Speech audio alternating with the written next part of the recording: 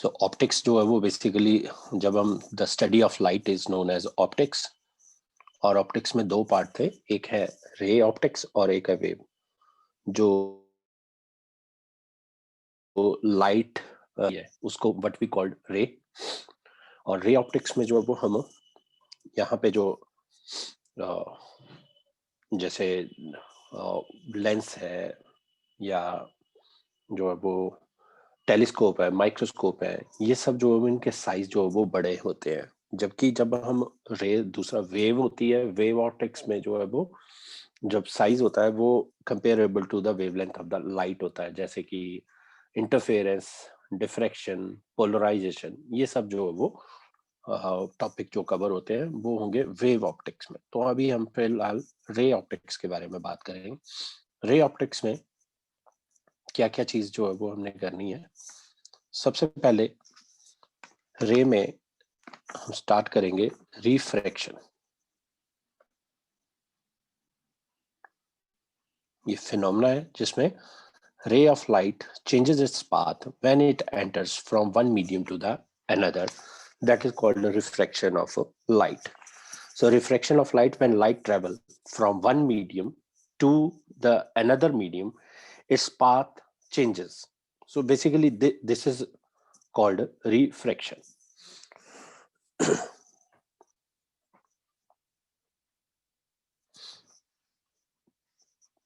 Now refraction में जो वो मीडियम की बात हो रही है, तो मीडियम जो है वो क्या है, तो हम कह सकते हैं the phenomena of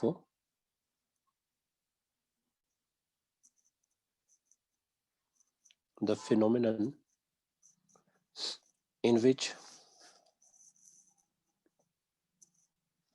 the light changes its path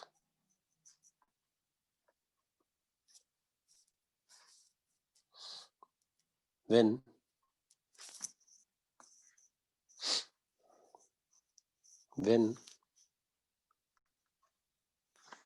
it travels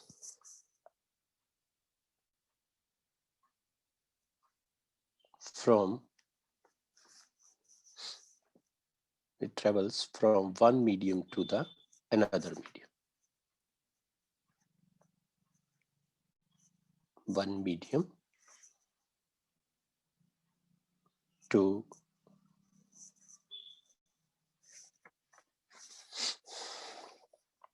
another medium.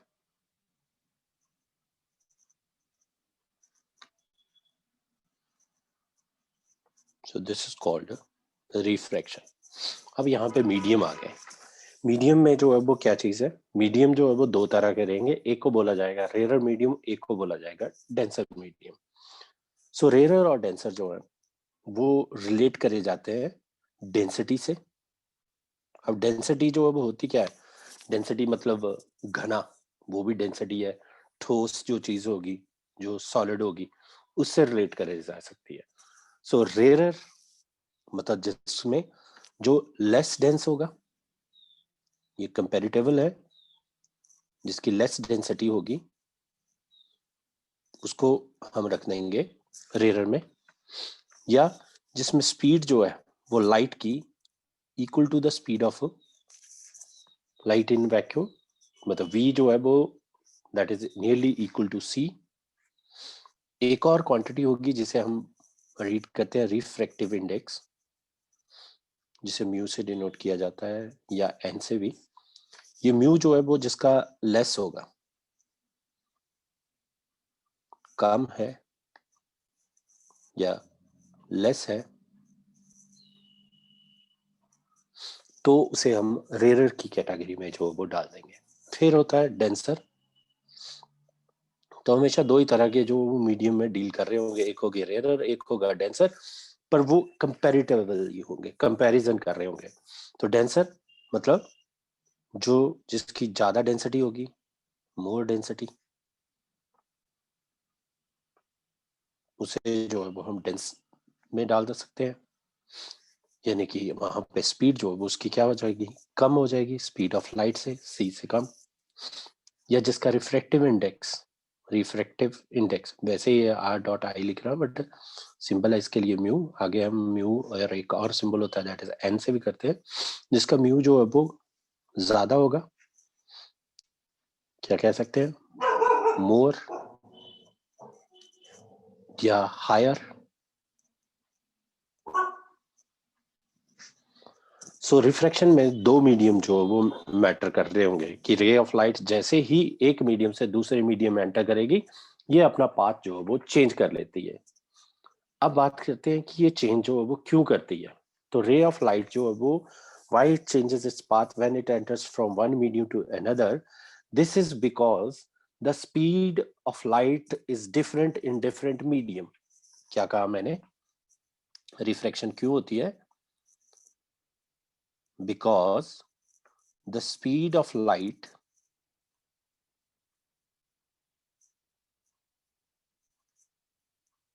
in is different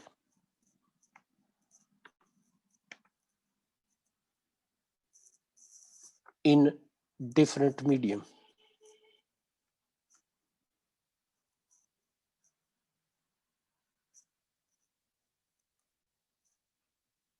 अगर मीडियम बदल रहा है तो स्पीड भी बदल रही है, इसलिए लाइट जो है वो अपना पाथ जो है वो चेंज करती है।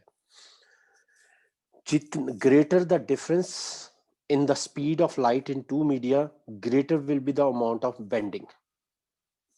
जितना ज्यादा डिफरेंस होगा उन मीडियम के डिफरेंस, जितना greater the difference in the speed of light in two media, greater will be the amount of bending. अब लाइट जो है वो क्या अपना पाथ चेंज कर रहा है, मतलब बेंड कर गई। अब कैसे जो है वो बात कर रहे हैं कि बेंडिंग का मतलब, जब रेयरर टू डेंसर होगा, अगर रे ऑफ लाइट जो ट्रेवल कर रही है rarer to denser, R for rarer, D for denser, so it bends towards the normal, towards the normal. हम डायग्राम से भी समझेंगे इसको, पहले ये लिख लेते हैं।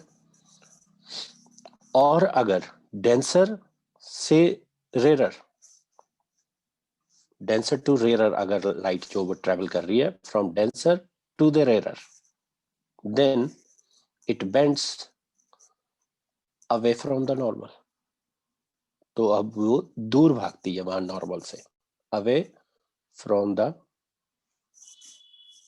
Normal.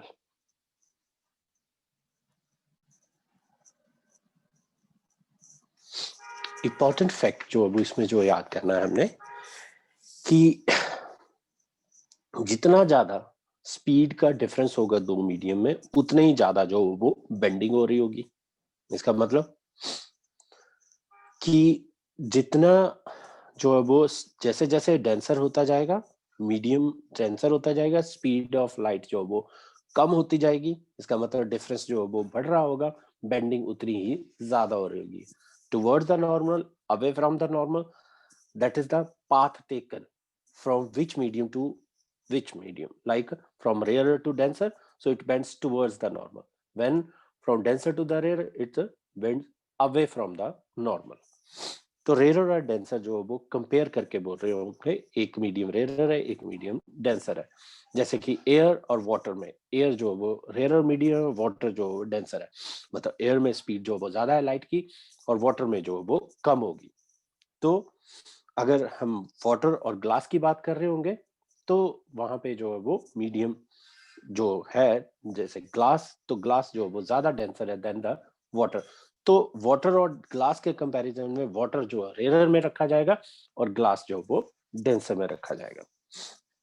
Now when a ray of light goes from rare to the denser medium, जैसे कि मान लो ये वो बाउंड्री है, इसे हम बाउंड्री भी बोल सकते हैं, हम इंटरफेस भी बोल सकते हैं, जहां पे दो मीडियम जो वो सेपरेट हो रहे होते हैं।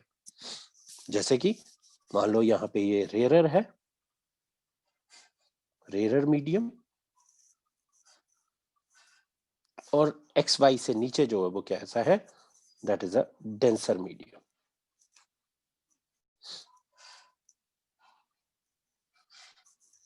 अब ये कोई रे जो है वो आई, इस रे को बोलते हैं हम इंसिडेंट रे। जिस पॉइंट पे इंसिडेंट होगी, मान लो ये ए है, ये पॉइंट जो वो ओ कह देते हैं, जिस पे वो जिस इंटरफेस पे आके जिस पॉइंट पे आके वो उसने हिट किया है, वहां पे एक नॉर्मल ड्रॉ किया जाएगा। ये जो है वो हमारा नॉर्मल हो गया। नॉर्मल और इंसिडेंट रे जो एंगल बनाते हैं उसे बोला जाता है एंगल ऑफ इंसिडेंस आई। जैसे कि अभी हम रेयर से डेंसर जा रहे हैं, तो it will bend towards the normal.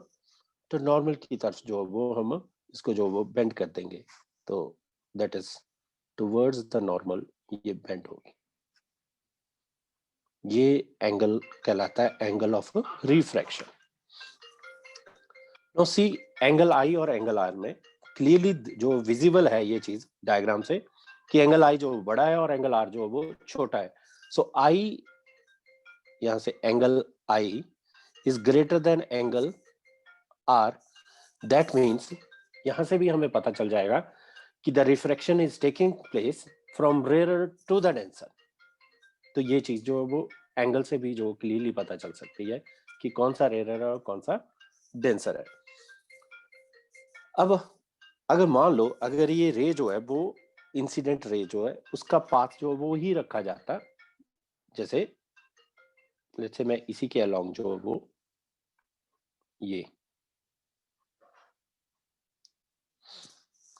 ये जो the original direction of incident ray, यानी कि यहाँ पे रिफ्रैक्शन का फिनोमेना ना लगता, यहाँ ये रे ऑफ लाइट जो उस पॉइंट से जो वो वैसे ही उसी लाइन पे जो स्ट्रेट ट्रेवल करती रहती।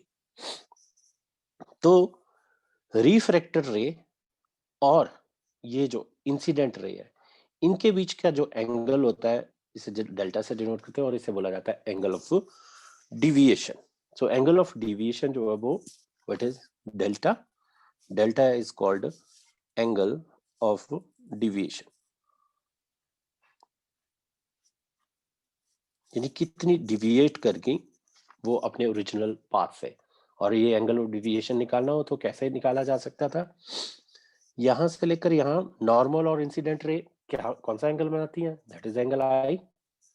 ये वाला एंगल आर है, तो that means I can write delta is equal to I minus R. So I minus R जो है वो हमारा क्या बन जाएगा, डेल्टा। अगर हम जैसे हम रेयर से डेंसर जो है वो ट्रेवल कर रहे हैं।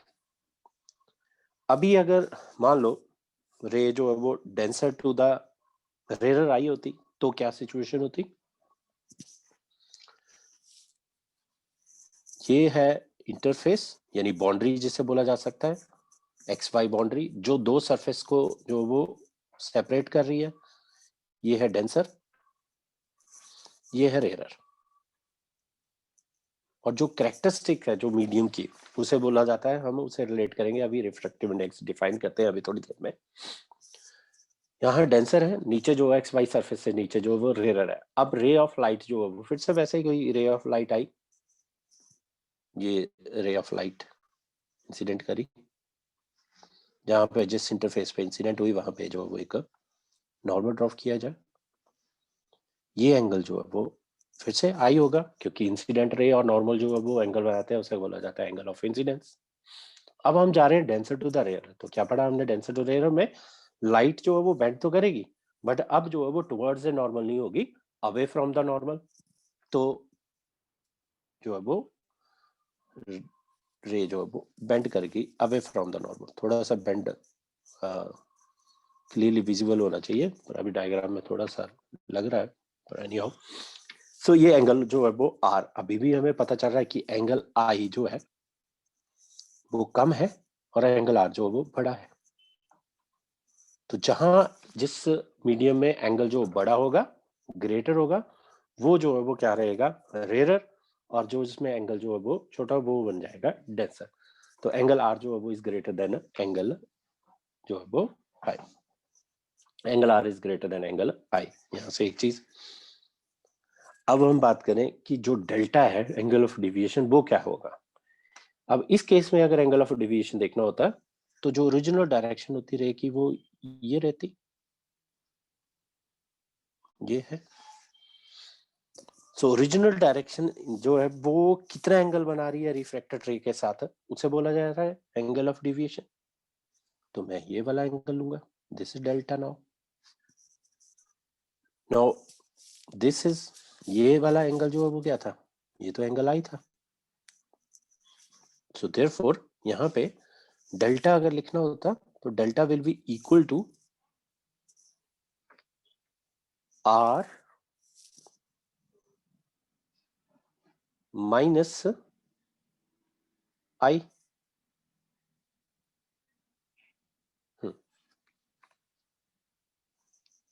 तो आर माइनस आई हो जाता, पहले जो वो आई माइनस आर था, तो यहाँ पे आर माइनस आई, बस इतना सा फर्क आएगा, तो आर माइनस आई।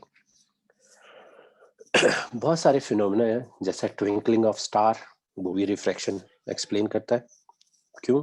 क्योंकि जो एटमॉस्फेयर की लेयर्स है वो डिफरेंट डिफरेंट डेंसिटी की हैं, इसलिए जो वो रे जो है वो फ्लाइट जो वो चेंज करती है अपना पाथ।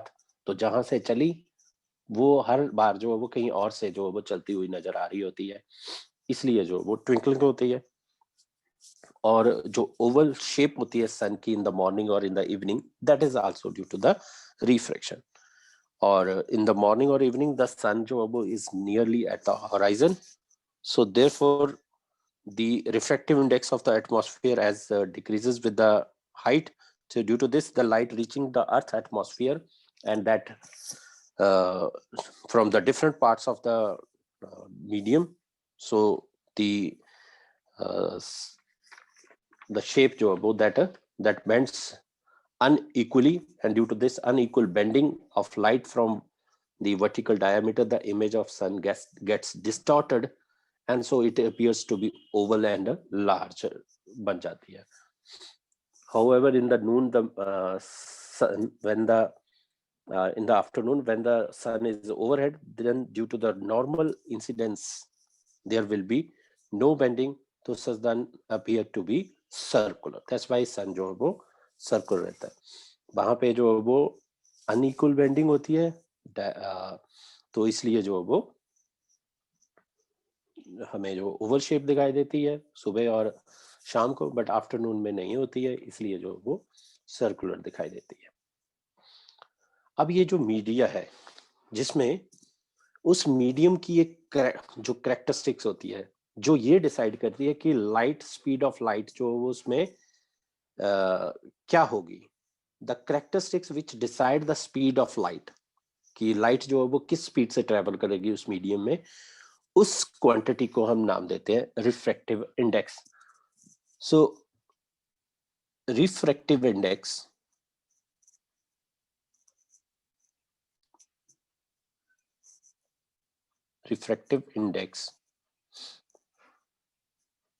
सिंबल है इसके लिए mu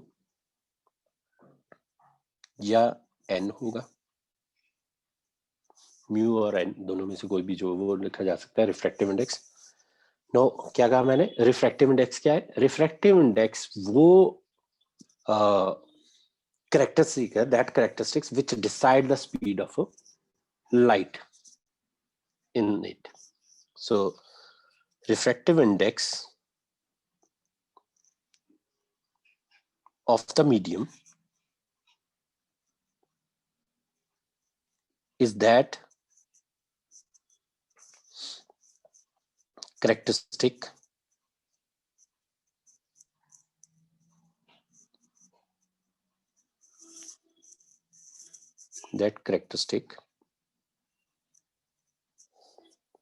which decides the speed of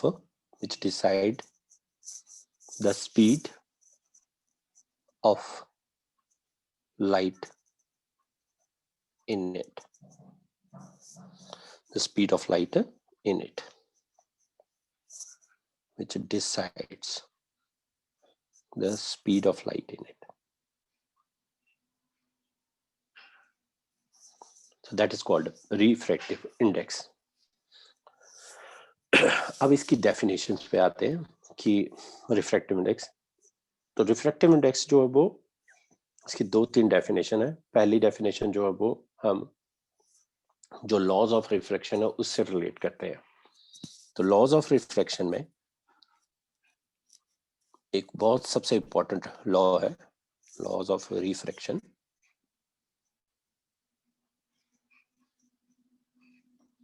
number 1, the incident रे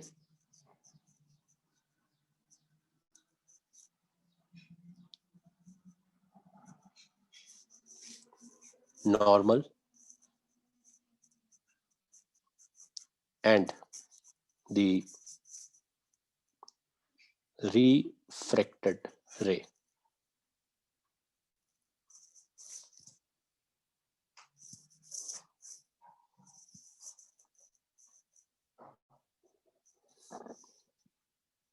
all lie in the same plane.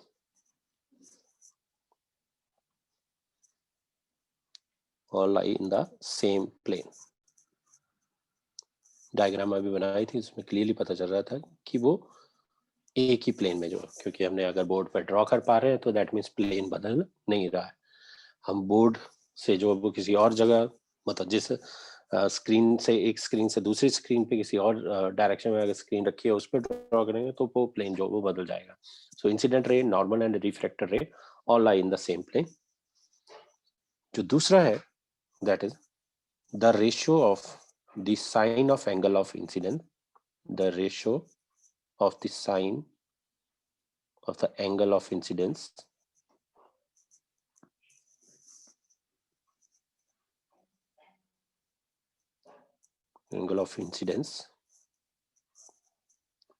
to the sine of the angle of reflection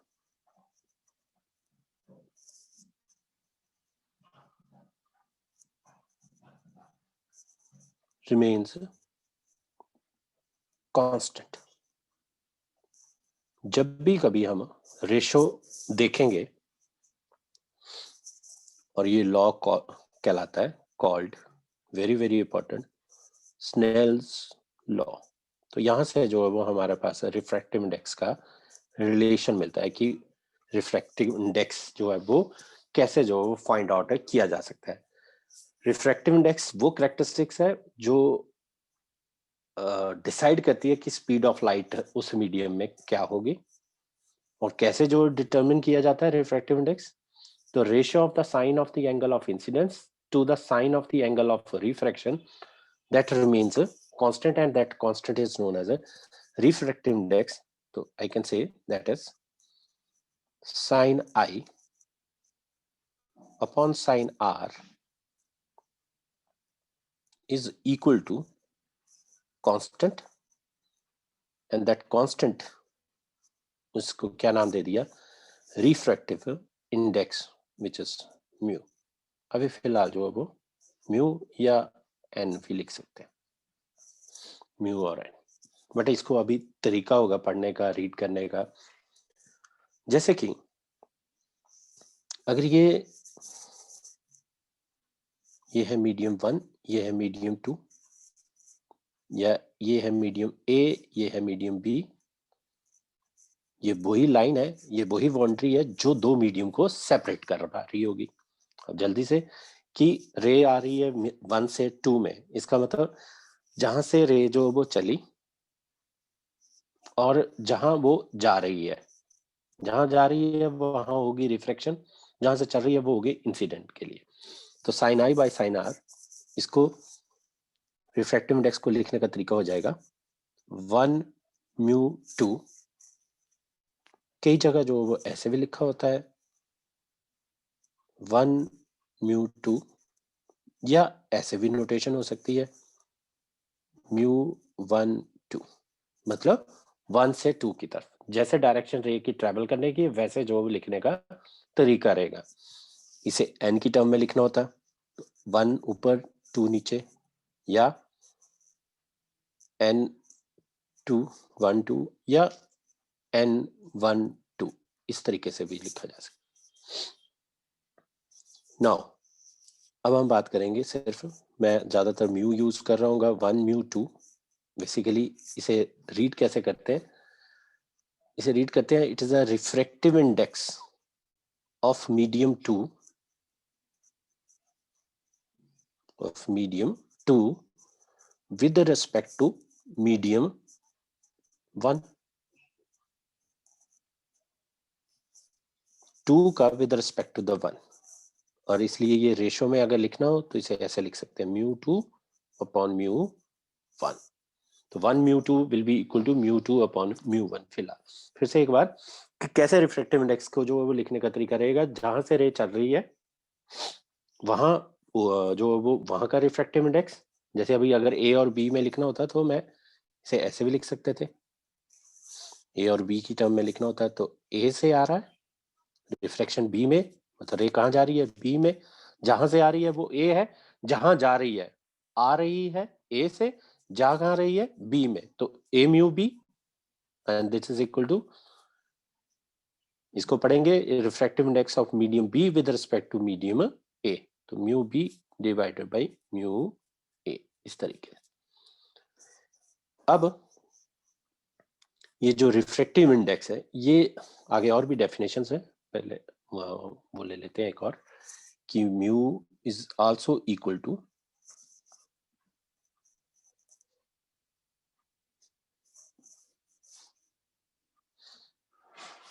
mu is also equal to, suppose अगर first medium जो है वो हमारा vacuum या जो वो ये जो है वो एयर हो जाए, तो उस केस में जो है वो इसे हम एब्सोल्यूट रिफ्रैक्टिव इंडेक्स भी बोल सकते हैं। Mu is called absolute refractive index, और वो जो पहले लिख रहा था मैं, वो होता है रिलेटिव रिफ्रैक्टिव इंडेक्स। एक और चीज जो वो इसमें डाल सकते थे, दैट इज ये वाला जो रिफ्रैक्टिव इंडेक्स है, ये क्या रीड करे जाएंगे, इन्हें बोला जाएगा, क्योंकि ये कंपेयर करके कर रहे हैं ना 1 का 2 का 1 के साथ, तो इसलिए इसे relative refractive index, relative refractive index. So when light travels from one medium to the another, so जो रेशो होगी उन मीडियम की, that is called refractive index, वो निकाला जा सकता है। और देखो इसको जो है वो क्या कह रहा हूं मैं, कैसे जो रिलेट करना है। अगर मान लो फर्स्ट मीडियम जो वो एयर है, तो इसे क्या बोला जाएगा, एब्सोल्यूट रिफ्रैक्टिव इंडेक्स, और म्यू जो है वो is equal to, basically it is the ratio of the speed of light in vacuum to the speed of light in a medium। तो वैक्यूम में स्पीड कितनी होती है लाइट की, c, और मीडियम में कितनी होती है v, तो mu is equal to c by v। ये भी एक डेफिनेशन होगी, तो हम कह सकते हैं it is the ratio of the speed of light in vacuum to the speed of light in the medium. हो सकता है अलग अलग बात कर रहे हो कि मीडियम, दो मीडियम है उनमें स्पीड जो वो अलग अलग है, लेट्स से v1 और v2, तो म्यू को हम ऐसे भी लिख सकते हैं v1 डिवाइडेड बाई v2, ये तरीका हो गया। फिर इसको जो है वो हम लिख सकते हैं, v को अगर रिलेट करना हो हम वेवलेंथ के साथ, तो हम इसे ऐसे लिख सकते हैं, स्पीड जो होती है वो होती है डिस्टेंस यानी कि lambda upon time that is t, तो v इज इक्वल टू क्या आ गया हमारे पास, lambda into the reciprocal time is called frequency, तो v is equal to lambda into nu, where nu is called frequency। Now we can replace this v की जगह lambda 1, nu जो है वो सेम फ्रीक्वेंसी जो वो बदलती नहीं, क्योंकि ये सोर्स की होती है, जब तक सोर्स नहीं बदला तो फ्रीक्वेंसी भी कैसे बदल सकती है। यानी कि अगर हम लाइट को ऑन करें, चाहे हम एयर में, और जिस भी कलर की लाइट है, मान लो ब्लू कलर की टॉर्च है हमारे पास, हमने एयर में जो वो ऑन करी, या उसे जाके जो वो वाटर के अंदर जो वो ऑन कर रहे हैं, तो ब्लू कलर जो है वो ब्लू ही रह रहा होगा, बट वेवलेंथ जो वो चेंज हो जाएगी, बल्कि जो हम ये कह सकते हैं कम हो जाएगी। तो यहाँ से इसने न्यू को जो वो न्यूज ने मार दिया, तो हमारे पास बचा क्या, that is equal to lambda 1 upon lambda 2, so it is equal to lambda 1 upon lambda 2, ऐसे भी लिख सकते हैं। तो mu is also equal to the ratio of the wavelength of light in one medium to the wavelength of light in the other medium.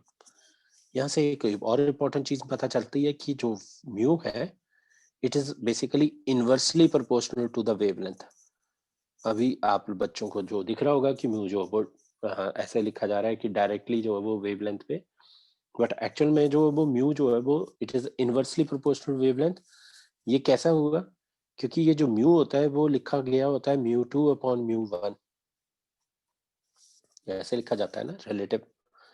तो ये है lambda one upon lambda two. तो देख लो म्यू टू के ये lambda inversely है, mu one के ये लैम्डा इनवर्सली है, तो they are inversely related to each other.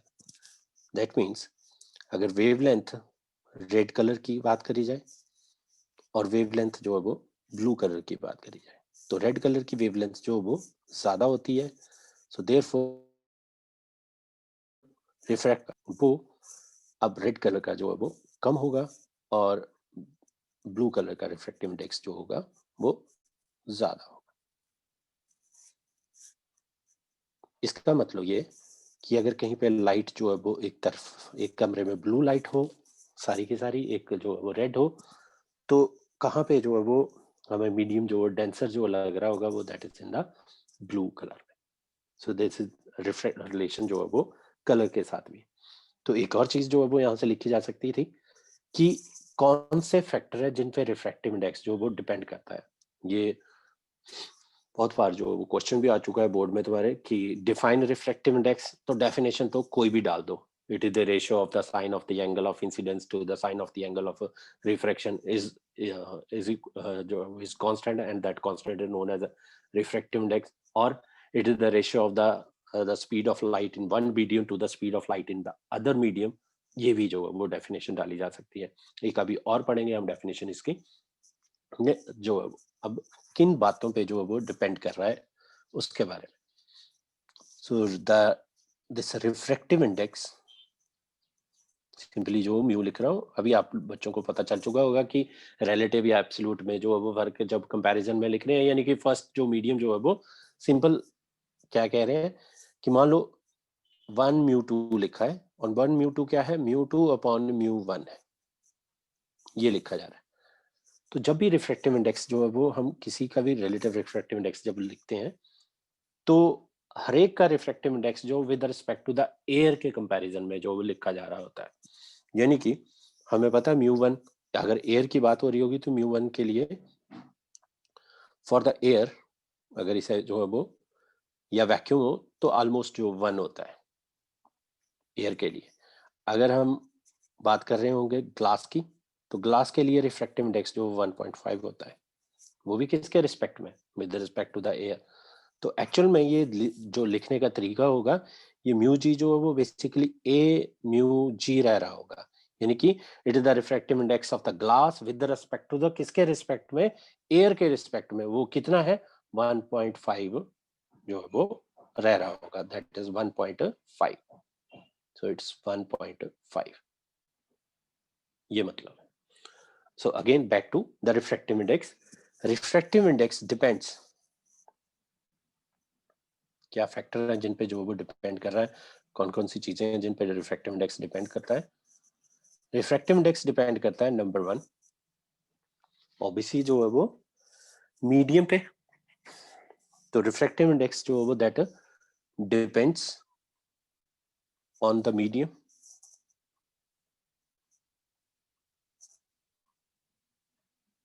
On the nature of the medium,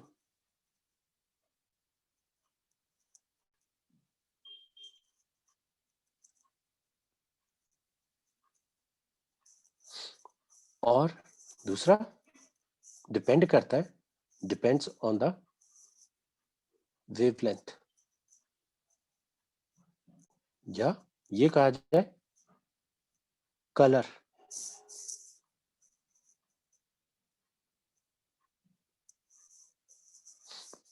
colour पे जो वो डिपेंड करता है, वेवलेंथ या कलर से रिलेट कर सकते हैं, मीडियम पे डिपेंड करा और कलर पे यानी वेवलेंथ पे जो वो डिपेंड कर रहा होगा refractive index. Now the important thing, ये नोट कर लो जब रिफ्रैक्शन जब होती है तो कौन कौन सी क्वांटिटी जो है वो कांस्टेंट रहती है और कौन सी क्वांटिटी जो है वो चेंज हो जाती है। तो नंबर 1, द क्वांटिटी जो चेंज हो जाती है, जो फिजिकल क्वांटिटीज हैं, वो है that is wavelength,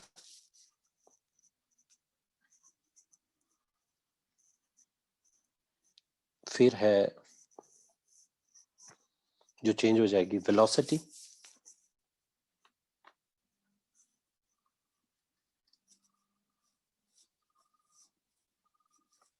changes during refraction।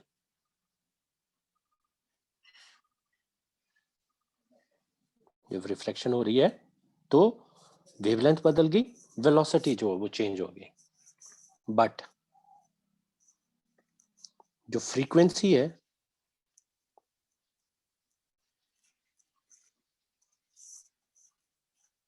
And the phase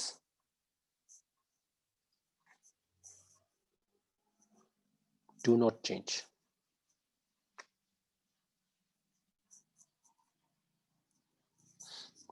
simple reason जो हम कह सकते हैं कि फ्रीक्वेंसी बेसिकली जो है वो फ्रीक्वेंसी क्या है, फ्रीक्वेंसी जो है वो डिपेंड करती है, frequency depends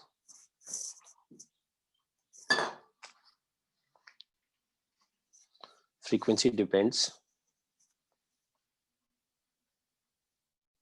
on the source, frequency depends on the source। तो सोर्स जो है वो जब तक नहीं बदलेगा फ्रीक्वेंसी जो है वो नहीं बदलती।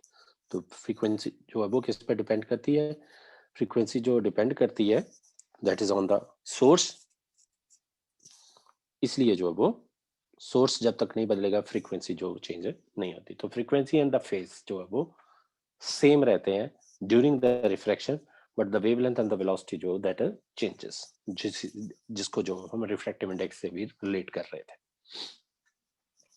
नाउ जो नेक्स्ट थिंग है इसी से रिलेटेड कि अगर हमने फार्मूला बना दिया कि ये जो वेवलेंथ है वो म्यू के साथ जो वो इनवर्सली रिलेट कर रही है, इसको एक और साइंटिस्ट हुआ है मिस्टर कॉची, उसने जो है वो एक इक्वेशन बनाई कि how refract absolute refractive index जो है that depends upon the wavelength of the light. So this is a Cauchy's equation.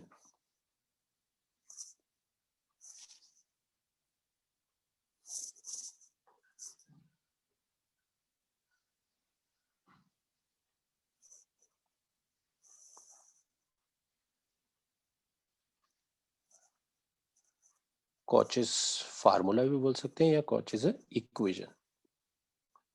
ये इक्वेशन जो है वो रिफ्रैक्टिव इंडेक्स को वेवलेंथ के साथ कि how refractive index is related to the wavelength, वो इक्वेशन कॉची ने जो है एक्सप्लेन करी कि how absolute refractive index depends upon the wavelength. So this mu equation है mu is equal to A plus B over lambda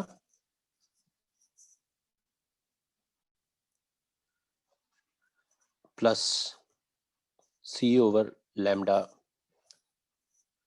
b over lambda squares plus c over lambda 4 plus so on। that means यहाँ पे हमें ये clearly पता चल रहा है कि म्यू जो है वो is inversely related to the wavelength, और where this A B C जो है वो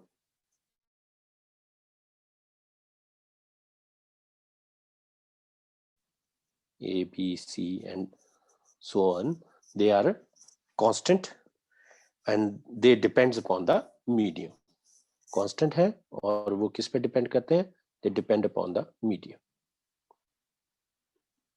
on the medium। अब इससे रिलेटेड जो वो न्यूमेरिकल लेते हैं कि जो वो रिफ्रैक्टिव इंडेक्स अगर तुम्हें दे रखा है, तो फिर से एक बार इंपॉर्टेंट चीज कि जब भी रिफ्रैक्टिव इंडेक्स गिवन होगा, refractive index given always with respect to किसके साथ, with respect to the air या वैक्यूम, क्योंकि दोनों का जो सेम होता है इसलिए एयर और वैक्यूम जो वो दोनों लिखे जा सकते हैं। So whenever refractive index is given, वो किसके रिस्पेक्ट में दे रखा होगा, always with respect to the air और वैक्यूम। तो ग्लास लिखा हुआ है, तो जैसे ग्लास का रिफ्रैक्टिव इंडेक्स 1.5, तो वो होगा एयर के रिस्पेक्ट में, तो बेसिकली ए म्यू जी भी लिखा हो सकता है, पर जरूरी नहीं है कि ए म्यू जी जो लिखना है, तो म्यू जी ग्लास के रिस्पेक्ट में 1.5। ऐसे रिफ्रैक्टिव इंडेक्स ऑफ वाटर, तो वो भी किसके रिस्पेक्ट में होगा, ये ऑलमोस्ट 1.33 होता है जहां तक मुझे याद आ रहा है। सो 1.33, और ये भी with respect to the air होता है। अब क्वेश्चन लेते हैं कि the refractive index of the glass with respect to the water is 1.125। यहाँ पे जो है वो आप देखो, ये याद करना जो वो होगा कि जो रिफ्रैक्टिव इंडेक्स है वो दे रखा है glass with respect to the water. अब ऐसे केस में जो वो इसे कैसे जो वो फाइंड करा जाता है कि हमें तो हमेशा with respect to the air होते हैं, तो हमें जो वो ग्लास का with respect to the water refractive index given है, तो कैसे इसको जो रिलेट करना है। तो उसके लिए ये रिफ्रैक्शन होती है, that is refraction through a multiple medium, through जिसे हम कंपाउंड प्लेट बोलते हैं, compound plate, refraction through a compound plate. इसमें जो है वो कंपाउंड प्लेट से जाने से पहले तुम्हें जो है वो प्रिंसिपल ऑफ रिवर्सिबिलिटी पता होना चाहिए, पहले वो बताओ दो। प्रिंसिपल ऑफ रिवर्सिबिलिटी नाम से पता चल रहा है कि जब भी रे ऑफ लाइट का पाथ जो है वो रिवर्स किया जाएगा, तो वो सेम पाथ फॉलो करेगी जिस पे वो पहले चल रही थी। That is called principal of reversibility.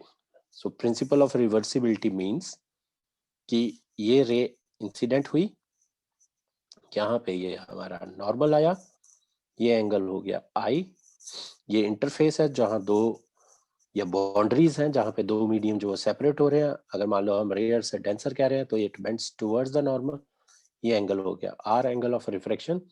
और यहाँ पे अगर हम मिरर लगा देते, ये जो है वो मिरर है, तो रे ऑफ लाइट ने जो है वो अपना पाथ रिवर्स कर लिया and follows the same path जिस पे वो पहले आ रही थी। तो अब इस ऐसा करने पे जो है वो रिफ्रैक्टिव इंडेक्स जो है वो कैसे रिलेट किया जा सकता है उसको देखो।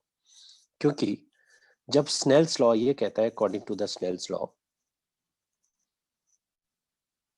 अकॉर्डिंग टू स्नेल्स लॉ, कब, जब हम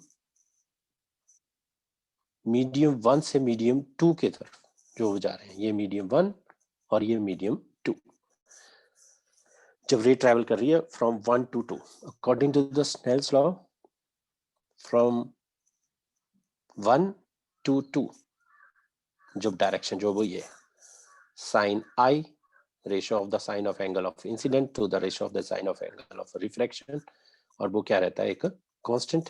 और इसको कांस्टेंट को क्या कहा, रिफ्रैक्टिव इंडेक्स। लिखने का तरीका हो गया 1 म्यू 2, 1 सबसे ऊपर जहां से रे चलने लगी, जहां पे रिफ्रैक्शन हुई वो सबसे नीचे, 1 म्यू 2, ये इक्वेशन होगी 1। ऐसे जब रिफ्रैक्शन हो रही है फ्रॉम 2 से 1 की तरफ, जब उसने पाथ जो है वो रिवर्स कर दिया, जब रिफ्रैक्शन जो हो रही है अब फ्रॉम 2 से 1, अब उस केस में जो स्नेल्स लॉ लगाओ, स्नेल्स लॉ में साइन आई जो है एंगल ऑफ इंसिडेंस, वो क्या बन जाएगा, क्योंकि रे ने जो है वो पाथ रिवर्स कर रखा, अब आर जो है वो एंगल ऑफ इंसिडेंस बन गया, और जो आई है वो एंगल ऑफ रिफ्रैक्शन। हम ये भी कह सकते हैं कि आपस में जो है वो ये इंटर चेंज हो गए, तो ये एंगल हो गया आई एंड इक्वल टू, अब इसको जो लिखने का तरीका फिर से वही म्यू लिख दिया। अब जैसे रे ट्रेवल कर रही है, रे कैसे ट्रेवल कर रही है, 2 से 1, तो 2 ऊपर 1 जो वो नीचे, ये होगी इक्वेशन नंबर 2। अब क्या करो, 1 और 2 को जो वो इक्वेशंस को मल्टीप्लाई कर दो, तो 1 और 2 इक्वेशन जो है वो मल्टीप्लाई करेंगे, उससे क्या मिलेगा, लेफ्ट हैंड साइड जो है वो हमारी कट जाएगी, sine I by sine R into sine R by sine I cancel हो गए। दैट मीन्स 1 जो है वो इज इक्वल टू बचेगा 1 mu 2 into 2 mu 1। So therefore 1 mu 2 is equal to किसके इक्वल आ जाएगा, 1 upon 2 mu 2, 1 upon 2 mu 1, mu 1। Simply हम ऐसे लिखते हैं कि हमारा 1 म्यू 2 प्रिंसिपल ऑफ रिवर्सिबिलिटी से ये पता चला this is equal to 2 mu 1, reciprocal हो गया रिफ्रैक्टिव इंडेक्स का। तो 1 mu 2 is equal to 1 upon 2 mu 1। अगर ये ए और बी में लिखा होता, मान लो मैं इसे मीडियम ए कहूँ, इसे मीडियम बी कहूँ, तो इसे ऐसे लिख सकते थे, that is equal to A mu B is equal to 1 upon B mu A. तो that is the simply principle of reversibility कि हमने जब भी पाथ रिवर्स किया जाएगा तो it will follows the same path but in the वो जो है वो एंगल्स जो है बट द एंगल जो है दे इंटरचेंज, सेम पाथ पे चलेगी रिवर्स ऑर्डर में और एंगल जो है वो इंटरचेंज हो जाएंगे। तो ये था प्रिंसिपल ऑफ रिवर्सिबिलिटी। अब फिर से कि जब मल्टीपल मीडियम होंगे तो कैसे करा जाएगा, तो refraction through a compound plate. Compound plate का मतलब ये है कि मल्टीपल मीडियम, जब मीडियम 2 से ज्यादा होंगे, मल्टीपल मीडियम। कंपाउंड प्लेट का मतलब ये है, जैसे कि एयर, वाटर, ग्लास, तो ये 3 हो गए, दैट मीन मल्टीपल मीडियम। 2 तो रहेंगे क्योंकि जहाँ पे भी बाउंड्री होगी जो 2 सरफेस को सेपरेट कर रही होगी, वहां एक अगर और मीडियम आ जाएगा तो हम कहेंगे कंपाउंड प्लेट हो गया। तो मल्टीपल मीडियम की बात कर रहे हैं। तो refraction through a compound plate जब होती है तो इसको जो है वो इसी के लिए जो है वो फार्मूला जो वो याद करने का तरीका, लेट्स से ये है मीडियम ए, तो ये इंटरफेस बन गया x1 y1। अब ये है मीडियम बी और यहाँ पे है ये मीडियम सी और उसका इंटरफेस हो गया x2 y2 and then again ये जो है वो दोबारा से किस में आ गए, सेम मीडियम में, मान लो ए में। ये जो है वो इंटरफेस अभी भी जो है वो इसको हम x2 डैश या y2 डैश बोल देते हैं, हम इससे तो मतलब नहीं है, बट हम यहाँ पे जो है वो बाउंड्रीज जो है वो एक है ए और बी के बीच की, एक बाउंड्री है बी और सी के बीच में, और एक बाउंड्री है सी और ए के बीच में। सो दैट्स वाई इसे बोला गया कंपाउंड प्लेट मल्टीपल मीडियम में जब रिफ्रैक्शन हो रही होगी। अब ये मल्टीपल मीडियम में जब रिफ्रैक्शन हो रही होगी तो इसको जो है वो कैसे लिखा जाता है, उसका तरीका जो है, पहले रे जो है वो आएगी, ये इंसिडेंट हुई, नॉर्मल ड्रॉप किया, बेंड कर गई, तो ये पहले के लिए स्नेल्स लॉ लग गया। तो साइन आई बाई साइन, मान लो ये एंगल मैं आई कह दूं, ये एंगल जो है वो R1 कह देता हूं। तो स्नेल्स लॉ लगाएंगे ए से बी, यानी कि A mu B is equal to, जब कभी भी हमें रिफ्रैक्टिव इंडेक्स जो हमें लगाना है, निकालना हो या रिलेशन निकालना हो रिफ्रैक्टिव इंडेक्स, तो हमेशा क्या लगाया जाएगा, स्नेल्स लॉ। क्या कहता है Snell's law, ratio of the sine of angle of incidence sine I upon sine R, तो आर की जगह जो है वो यहाँ क्या डाल देंगे R1 इज इक्वल टू, कैसे गए, ए म्यू बी, ये लिखने का तरीका हो गया ए से बी की तरफ, तो ये बन गया। अब ये रे जो है वो आगे जाके यहाँ पे इंसिडेंट हुई, यहाँ पे अब दूसरे सरफेस पे जो है वो नॉर्मल ड्रॉप किया, वहां पे ये एंगल अगेन जो है वो क्या होगा, R1 ही होगा, क्योंकि जिससे आ रही थी रे वैसे हीट कर गई। अब अगेन जो है वो हम जा रहे हैं, मान लो डेंसर टू रेयर मान के चल रहे हैं कि ए जो वो रेयर है, बी जो वो डेंसर है, सी भी डेंसर है, तो पर बी के रिस्पेक्ट में सी जो वो ज्यादा डेंस है, तो फिर reflection rare to denser, so it bends towards the normal. तो हर बार जो वो करते गए, ये एंगल हो गया हमारा R2, फिर यहाँ पे इंटरफेस पे फिर नॉर्मल ड्रॉ किया, ये एंगल अगेन जो है वो क्या बन जाएगा, दैट इज अगेन R2, और फिर जो रे इसे बोला जाता है एंगल ऑफ इमर्जेंस ये अगेन जो है वो क्या आ जाएगा, आई, जिसे हम आगे जो है वो एंगल ऑफ इमर्जेंस भी बोल सकते हैं। तो ये पहले जब बाउंड्री आई तो उससे एक पहली इक्वेशन ये बन गई। जब दूसरी बाउंड्री आई तो उसमें sign R1 upon sine R2 लिखा गया, और मीडियम जो है वो कैसे है, बी से सी की तरफ। जो बाउंड्री सेपरेट हो रही थी बच्चों, वो हो रही है बी और सी के बीच में, यानी कि x2 y2 में। उससे दूसरी इक्वेशन आ गई, फिर स्नेल्स लॉ लगाओ, किस बाउंड्री पे, x2 प्राइम y2 प्राइम पे। इस बाउंड्री पे जब स्नेल्स लॉ लगाएंगे तो c से a जा रहे हैं, तो यहाँ तो c, और फिर जो है वो कहाँ गए, a में, तो c से a, और एंगल क्या हो जाएगा, sine R2 divided by sine I. जब दोबारा सेम मीडियम में आ गए तो एंगल जो वो वही ले लेते हैं, आई। ये होगी 3 इक्वेशन। अब तीनों को जो वो मल्टीप्लाई करो, 1 equation into 2 equation into 3 equation, left side left में, राइट वाली राइट में, सिंपलेस्ट वे ऑफ मल्टीप्लिकेशन। तो देख सकते हैं sign I by sign R1 ये आपस में जो है वो सभी कैंसिल हो जाएंगे, तो लेफ्ट साइड में सिर्फ बचेगा 1 is equal to a mu b into b mu c into c mu a, ये आ जाएगा।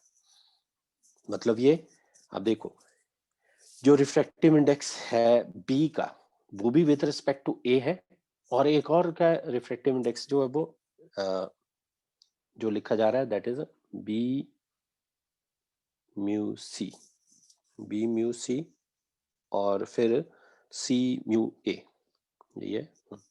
सो C म्यू A, यहां से हमें चाहिए था रिफ्रैक्टिव इंडेक्स किसका, ये इस इक्वेशन को आगे अगर फर्दर सॉल्व करें तो ये बन जाएगी 1 upon C mu A is equal to A mu B into B mu C, ये आ गया। और अब बच्चों ये इस पे लग जाएगा प्रिंसिपल ऑफ रिवर्सिबिलिटी। इसके प्रिंसिपल ऑफ रिवर्सिबिलिटी से 1 अपॉन C म्यू A को मैं लिख सकता हूँ, I can write A mu C is equal to A mu B into B mu C।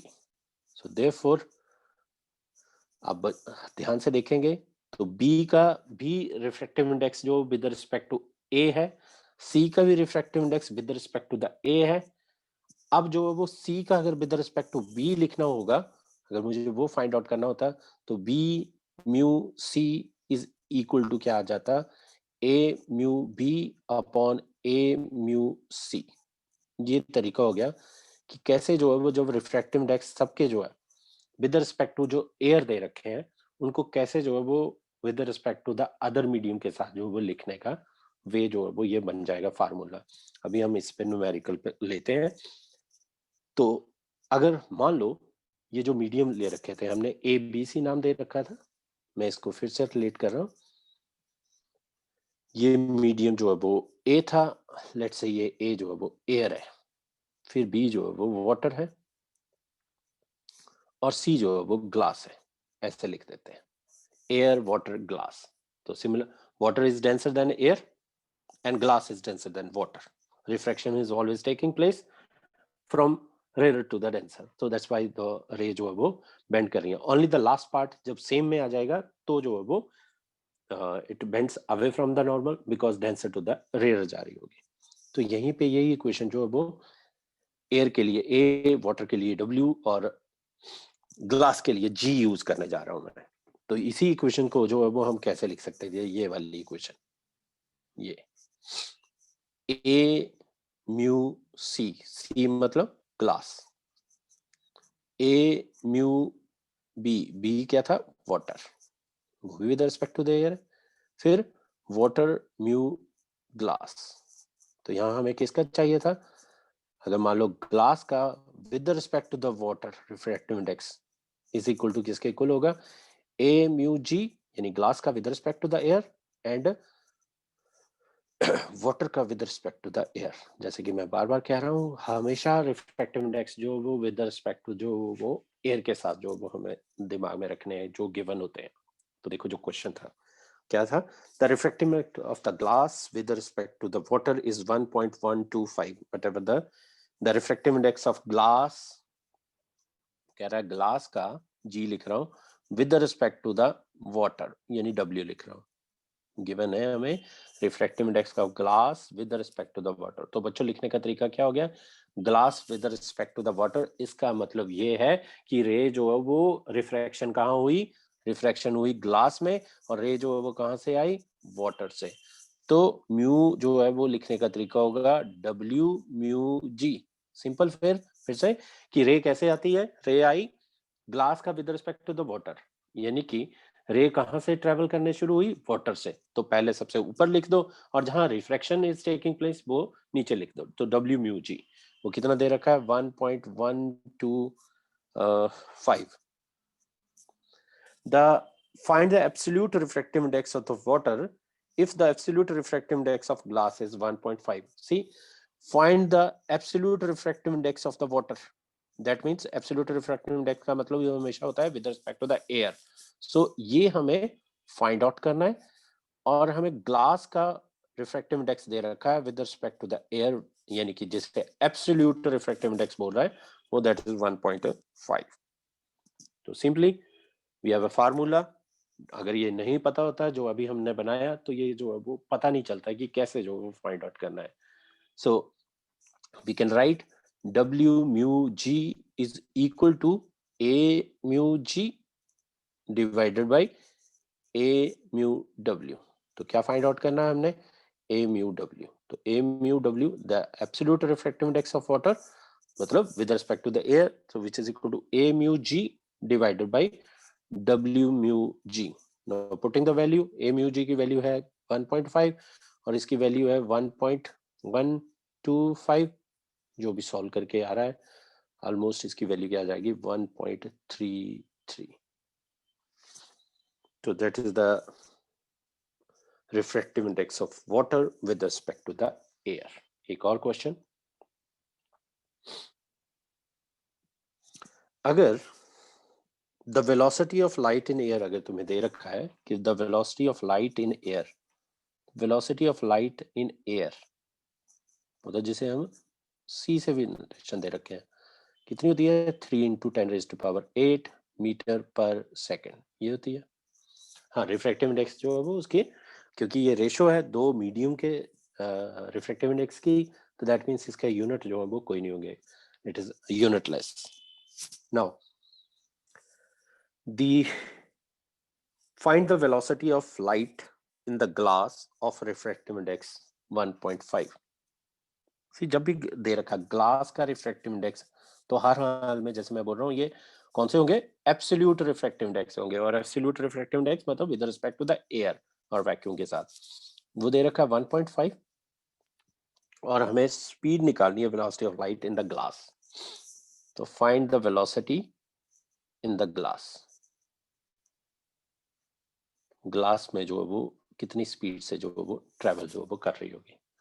तो अगर हमें फार्मूला पता है म्यू का कि how mu is related with the two velocities, तो म्यू इज इक्वल टू होता था, mu is equal to v1 upon v2।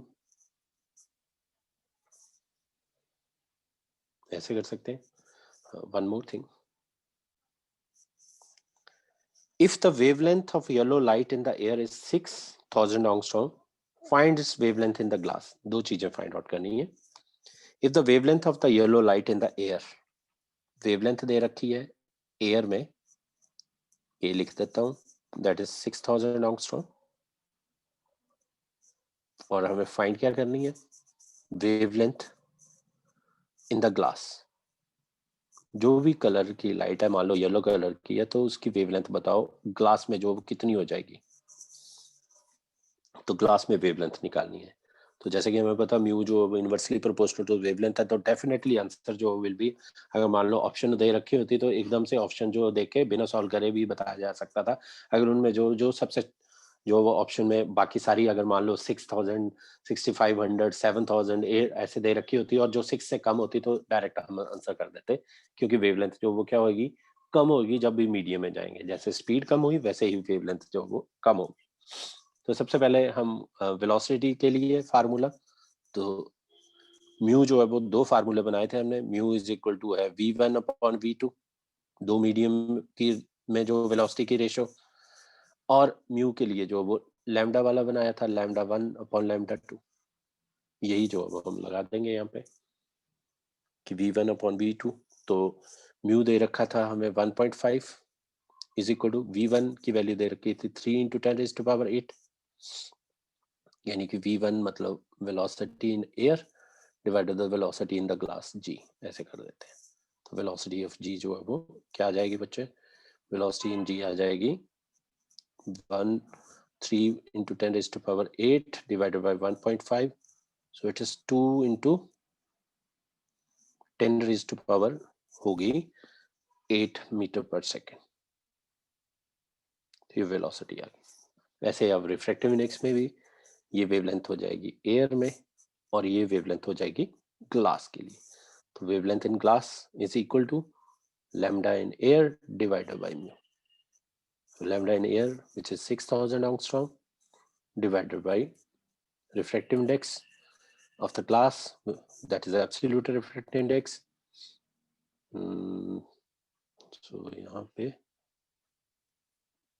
decimal गया तो 15, so it's comes out to be 4000 angstrom। तो देख लो angstrom का मतलब होता है 10⁻⁻10। ये चीज जो है, अब एक और जो तरीका, जब हमें जब भी कभी स्नेल्स लॉ लगाना होगा तो उसके लिए जो वो ध्यान रखना, स्नेल्स लॉ में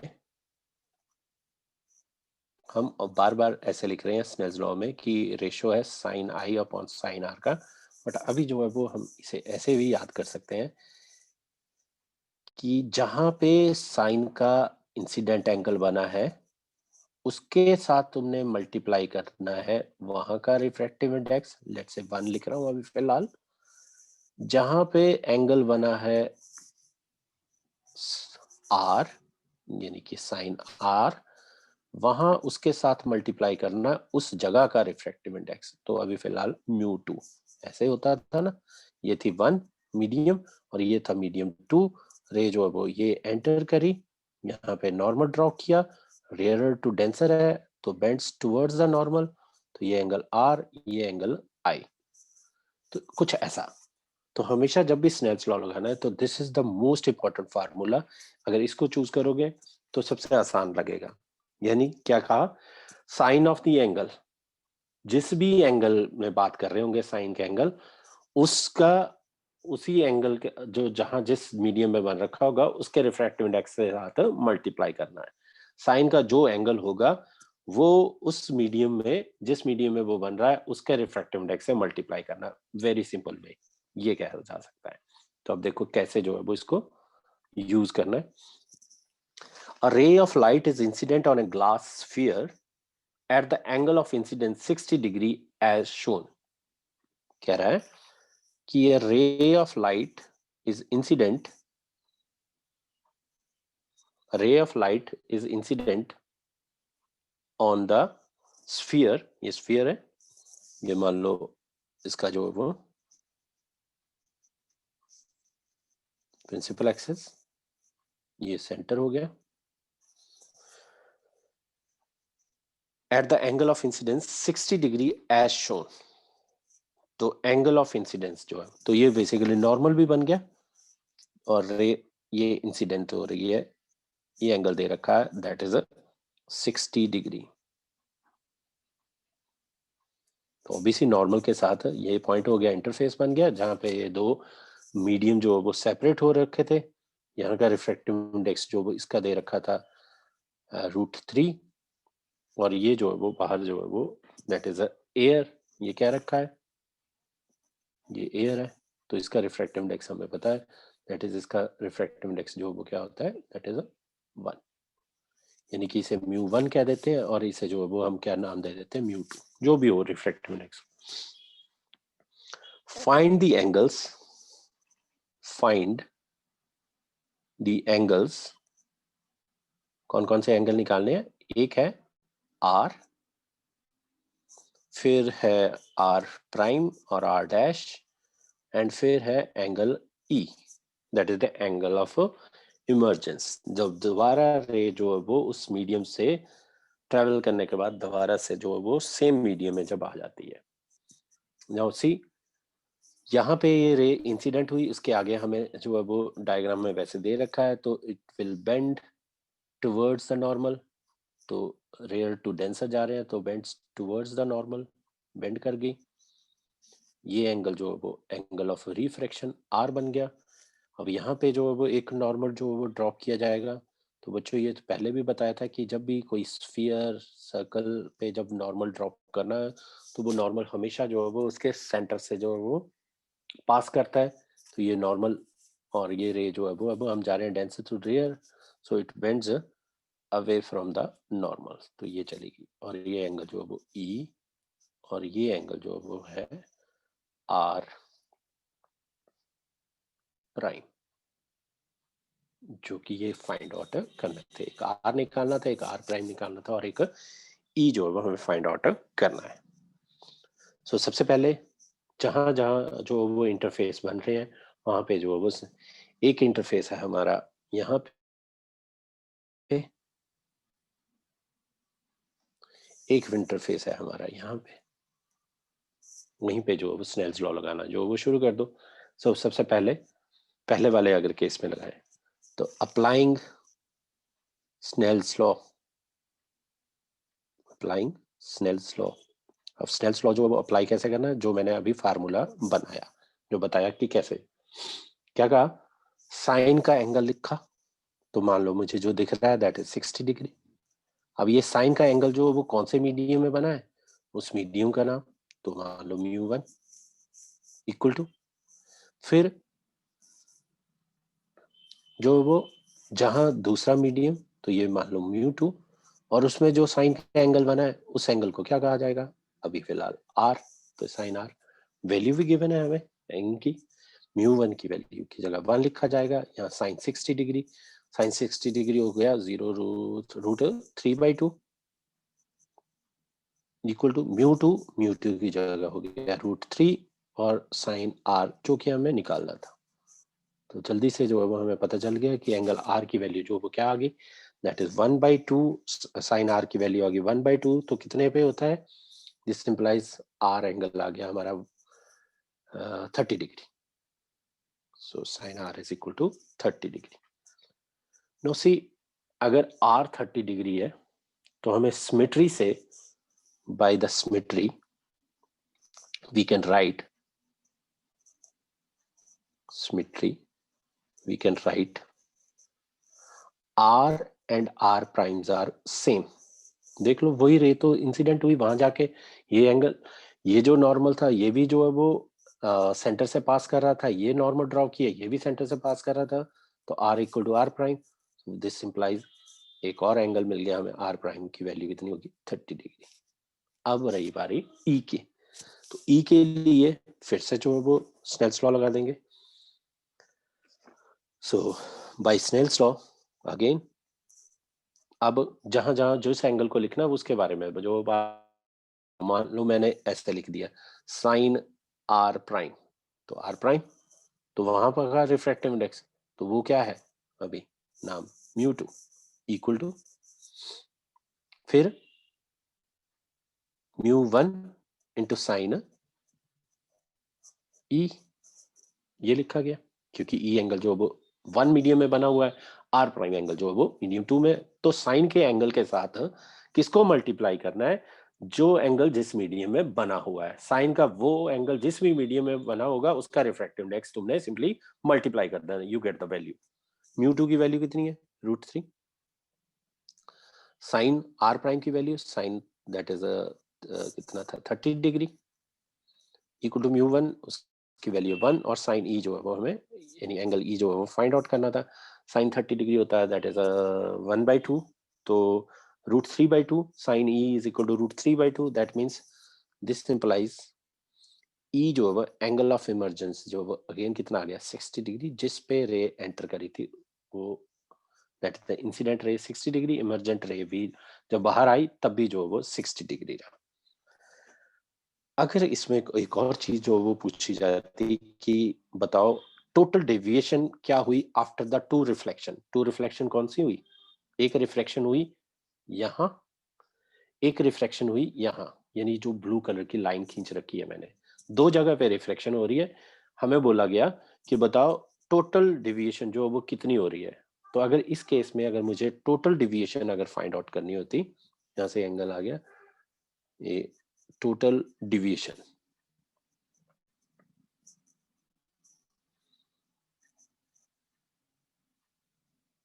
मान लो अगर टोटल डेविएशन निकालनी होती तो टोटल डेविएशन बच्चों क्या बनती, कैसे निकाले जाएगी डेविएशन?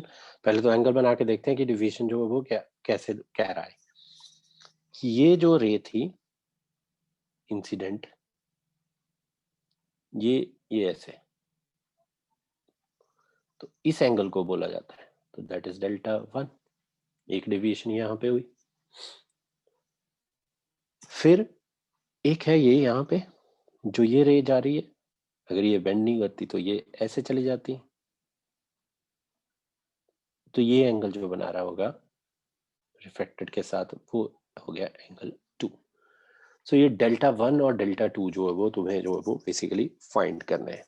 अब बच्चों ध्यान से देखें, डेल्टा वन को लिख सकते हैं हम i minus r one, correct कि नहीं?